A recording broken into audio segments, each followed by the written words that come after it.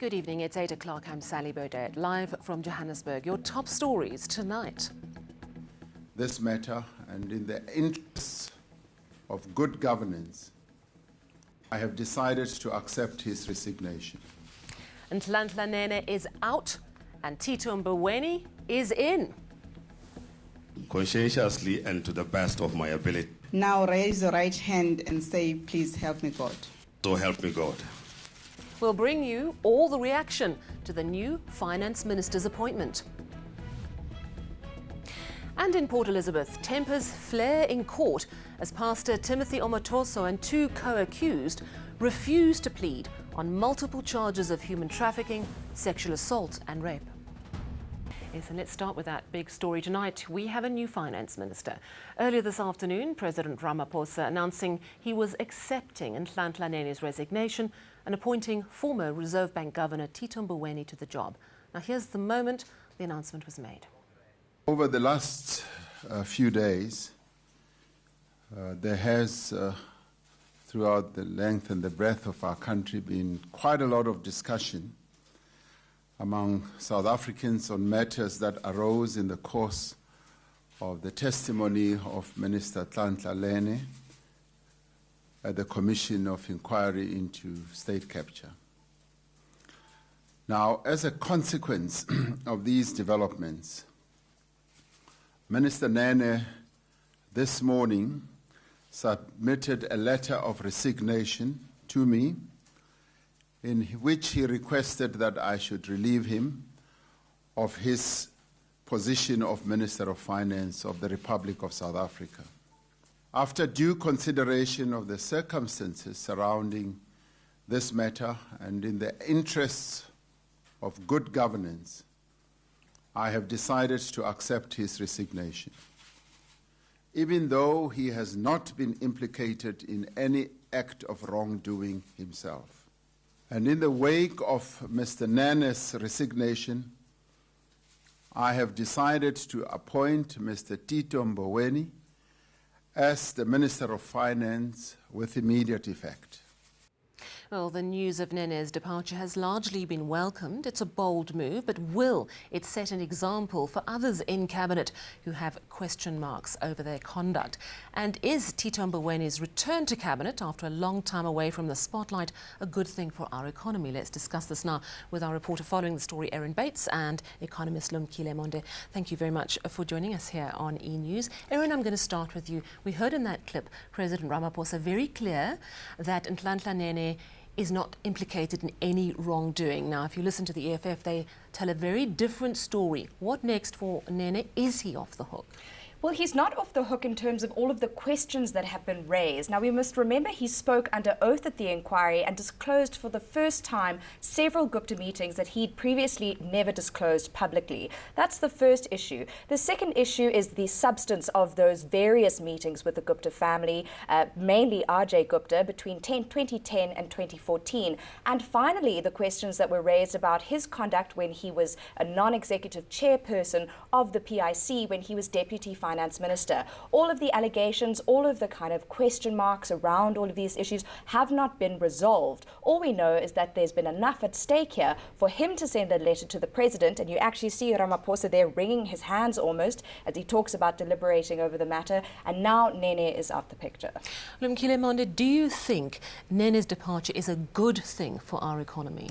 Very much for governance. Remember that the Ministry of Finance is a measure or yardstick of whether the investors who buy our securities can really gain confidence and trust with the incumbent in that position. So given the lying that he made, it was the right decision for him to move on so that the position of the finance minister remains what it is. Somebody who can be trusted by all stakeholders because he is the risk that South Africa people put on.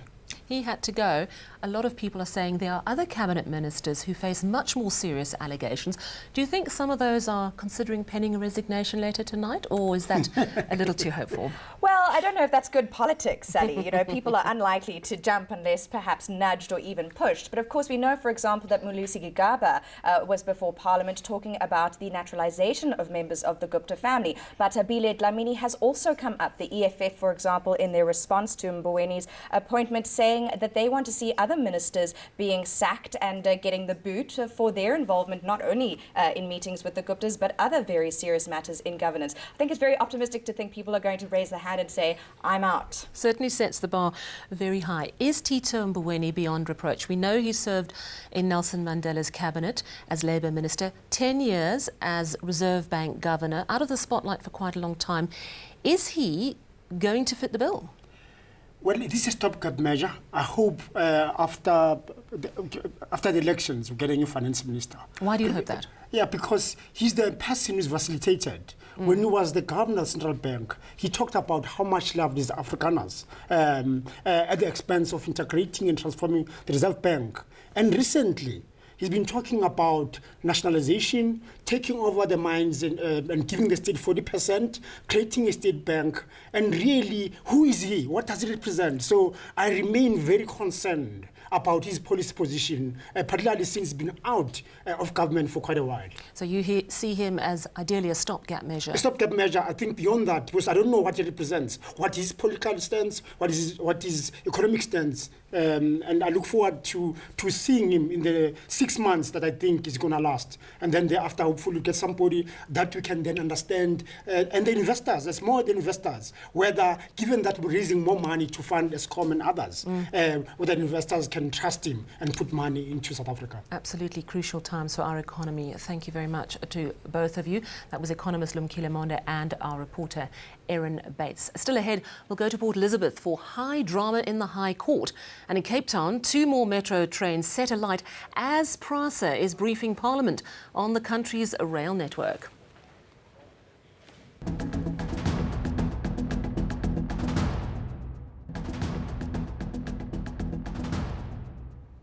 To Port Elizabeth now, and a dramatic day in the Eastern Cape High Court. Pastor Timothy Omotoso and 2 co-accused were asked to plead to charges of human trafficking, sexual assault and the rape of over 60 girls and women. But the 3 accused refused to enter their pleas, and 2 members of their congregation attempted to force their way into court. Sandy McCowan reports. Pastor Timothy Omotoso and his co-accused stood up after every single one of the 63 formal and 34 alternative charges against them were read out in court. But the trio refused to plead, forcing Judge Mandela Makawula to step in. You refuse to plead. Okay, the court in terms of Section 109 of the Criminal Procedure Act 51 of 1977 shall enter a plea of not guilty on your behalf. You may sit down.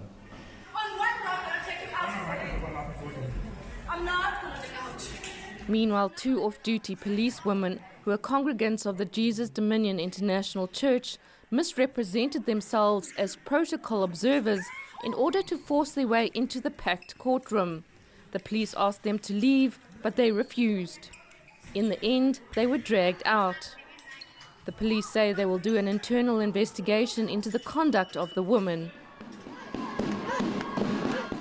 Outside, Omotoso's supporters were entertained. Now one of the complainants is expected to take the stand as the state's first witness. Sandy McCowan, Port Elizabeth. Let's take a look at other stories making headlines this evening. Members of the Gauteng Shutdown Coordinating Committee marched on the Johannesburg Stock Exchange earlier today. Now, the committee wants the JSE to explain its plans to empower coloured people. It also wants to know how many coloured people are employed at the exchange and the number of shares they hold. The Gauteng Shutdown Committee says the JSE is the first of many organisations it plans to visit to make sure coloured communities are no longer excluded. The group has submitted a memorandum of demands to JSE officials. 2 more Metro Rail trains were set alight in Cape Town today, this while PRASA was briefing Parliament's Transport Committee. Now, the passenger rail agency has all but admitted that our rail commuter network is on the brink of collapse. Officials told Parliament the cost of train damage could soon total R1 billion. The Transport Minister has agreed with PRASA that the State Security Agency and the Police Crime Intelligence must investigate. It's time to talk money. And of course, the big news, Tito Mboweni is our new finance minister. Very good evening to you, Motheo Garipa. You've had a chance to judge international response to Mboweni's appointment. How's it gone? Well, it's been quite big news because South Africa is, of course, one of the big emerging markets that people look at. And in terms of volume of currency traded, the rand is also traded quite a bit in international markets as well. Well, while covering that, we've seen that Bloomberg has already covered the story as well, CNBC Africa, Financial Times as well. So investors do have the information now of who the finance minister is in Tito Mboweni. He's not a face they do not know, especially those that have been there for quite a long time. Of course, he did serve at, as a Reserve Bank governor for about 10 years and more as well. And he's a man that's quite trusted by the local markets. So those calls coming in locally to find out who he is and what he's about would be given a much better response to those international analysts. But we expect a more positive response tomorrow and more news coming in from international guys. But locally, because he is a Labour man, the former Reserve Bank governor, we've seen that local unions have also backed him and accepted the move. And analysts locally have looked at the move as a one that is market friendly from the president, given the situation that Treasury is in at the moment. As to what will happen next, we do not know. But we have an analyst who's looked at what this will mean for the currency going forward.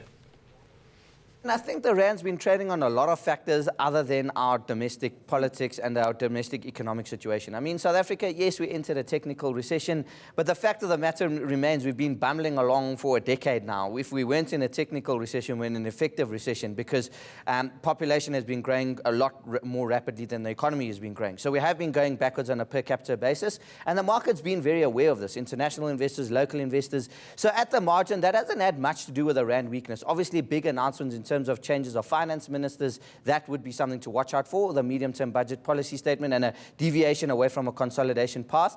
But the reality is that the rand has traded predominantly on the back of what's been happening internationally. 2018 has been an absolute disaster. Subsequent to January 2018 has been an absolute disaster for emerging market sentiment. We've seen massive outflows from emerging markets, and we've seen South Africa has been the biggest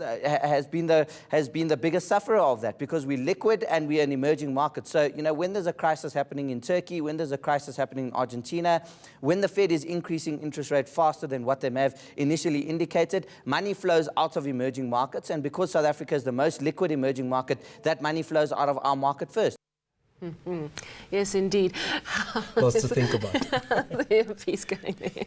Let's take a look at the rand. Has the rand reacted to the news of the new finance minister? Definitely. There was a lot of weakness that came out in the morning, with a little speculation around Nene's future. But when we did know the information late in the day, around 5 p.m. when the markets closed, in fact, the rand moved from 15.05 against the dollar in earlier day trade to about 14.66, its strongest that we've seen in a couple of days. So far. We had that weakness of more than 3 weeks of weakness that we saw in earlier days. So a quick turnaround after that decision because, as I said, it's a market-friendly move from the president. Let's take a quick look through the rest of the indicators now. When we look at the rest of the indicators, the market was flat despite those news coming out before market close. But financials are strengthening because the rand has already picked up from those news. And in terms of mining shares, they were buoyed today about what is happening with the rand, and they took some gains today. Gold up more than 3%, with platinum also around the same margin, while resources closing off that positive trade margin. In commodities, gold down today at $1,187 an ounce, and platinum was up more than 0.5%, while Brent crude is at $84.79 a barrel. As I said, the rand picking up and punching above its weight today at 14.69 now against the US dollar. It's at 16 rand 88, firming up against the euro as well, and 19 rand 29 against the pound. So a good day for the local currency. Yes, and a little bit of certainty, which is always a good thing. Thank you very much, Motheo Garipa. And we've got our weather news coming up in just a few moments. We've got Candace standing by. And Jeff, I've got a question for you. Can you do the shasha? Let's see. Can you do the shasha? We're going to end our bulletin with some new moves for the new minister, all about the shasha and why that song is trending after today's high-profile appointment.